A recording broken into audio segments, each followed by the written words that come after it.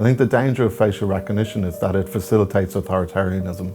It facilitates a system whereby the police or the state can know absolutely everything you do at any time. And I think that's a very uncomfortable, it's a very dystopian situation, but it's a situation we're working towards, I think. This is Daragh Murray, a human rights law specialist whose research has focused on the use of AI and advanced technologies by law enforcement. I think the Met now say that the false identification rate of this technology is around 1 in 6,000. I think that's their own stat from their own review.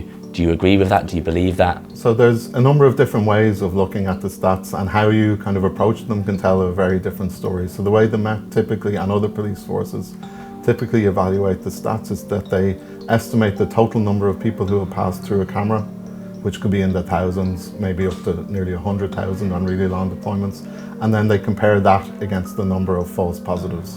And so always, if you have 1 or 2 people out of 10,000, you're going to get a very, very low false positive rate. What we did was to evaluate instead the number of alerts that are generated, so people who are matched against the watch list and who then are engaged by the police, so you know their identity, against the smaller pool. And if you take that approach, there's a much higher false positive rate.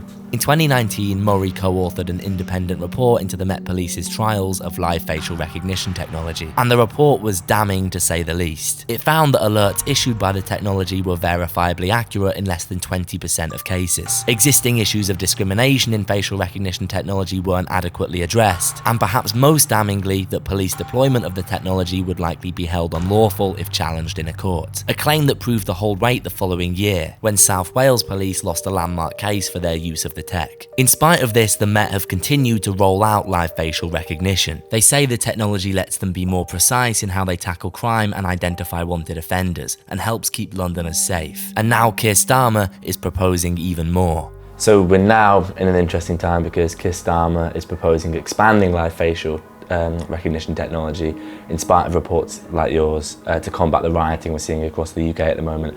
As an expert on live facial recognition technology, how does that make you feel? I think I'm concerned about it because of the risk of inappropriately rushing out such a really advanced surveillance capability without proper scrutiny.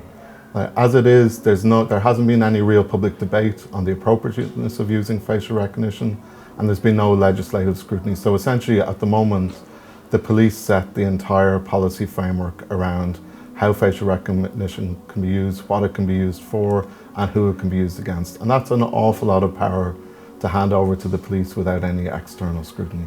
Yeah, I think the real danger with expanding the use of facial recognition now is that we're doing it kind of in a rushed moment in response to some really serious events, but without real scrutiny. One of the big arguments that's used, that's very much pro facial recognition, is if you've got nothing to hide, then why is it an issue? Why do you need anonymity in public if you're not breaking any laws, if you're not doing anything illegal? What's your response to that argument? So I think it's a really common misperception, because everybody has something to hide or has a reason to be fearful of the state or the overreach of police surveillance. So we know there's a well-known phenomenon called the chilling effects of surveillance, which says that people will modify their behaviour or change what they would normally do if they're afraid of the consequences that might arise if that behaviour is observed. So that can apply really most concretely, I guess, in a protest sense, where people are afraid of going to a protest because they're afraid of a police crackdown or ending up on a list, or because of the uncertainty you have at the moment around the reach of the police powers, like what is a disturbance. There's been a lot of very heavy sentences for protesting recently, so that can give rise to a fear of surveillance that can then impact on people's kind of lawful right to engage in peaceful protest.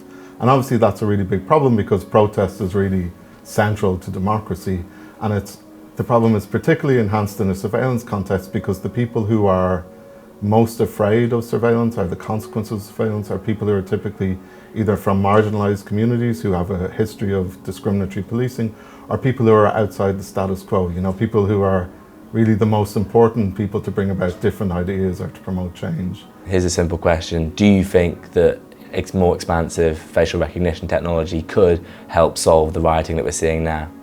So it's really hard to know, because we don't know how facial recognition is going to be used, and that's a real problem, because there's no law regulating it. We're essentially handing over the power to the police without really proper clarity and transparency. So it's a really difficult question to answer.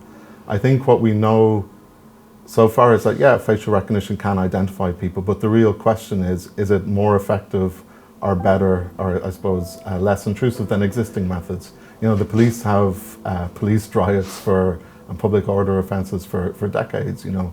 Like, the question is, why do we need facial recognition now? If we were to imagine a hypothetical version of live facial recognition technology that is just without imperfections, would you still oppose that then on the grounds of not its lacking effectiveness, but its intrusiveness and its ethical issues? Yeah, I think the real issue with facial recognition, like live or retrospective, is the potential harm. You know, it's the infringement on the right to privacy, the right to freedom of expression, and the right to freedom of assembly. I think that applies irrespective of how well the technology functions. Is it essentially inevitable? Is it just inevitable that the police will use, you know, AI and facial recognition and the sort of like next best technological development that will assist them in doing their jobs? That's a really good question. I think when we talk about facial recognition and AI in general, there's definitely a sense of inevitability. And I do think, like, of course we're going to use AI. It's going to be a huge part of our life and of society. But the question is, are we using it to further societal goals and further societal objectives, or just because we have it? Moving from a society where we have policing by consent and a really kind of limited interaction between the police and the general public, to a situation where almost everyone is monitored and treated as suspicious, you know, that's a really big jump. And I don't think we should treat that as inevitable. I know there's been concern in America since Roe v. Wade was overturned that in states where abortion is illegal, facial recognition technology like this could be used to identify women who are seeking abortions or perhaps travelling out of the state to seek abortions elsewhere. I guess it's a tricky situation because that is the law in those states. And at the same time, I think a lot of the British public will be looking to America and fearful that this technology is being used in a more sort of almost dystopian way because we disagree with the law there now. Is it almost important to reduce police powers in case we disagree with the law or want to disobey it more in future? Yeah, well, I think democracy is fundamentally dependent on challenge to the state and the opportunity to, you know, contest state power and to challenge laws that are seen as unjust. I think the danger of facial recognition is that it facilitates authoritarianism. You know, it facilitates a system whereby the police or the state can know absolutely everything you do at any time. And I think that's a very uncomfortable, it's a very dystopian situation, but it's a situation we're working towards, I think.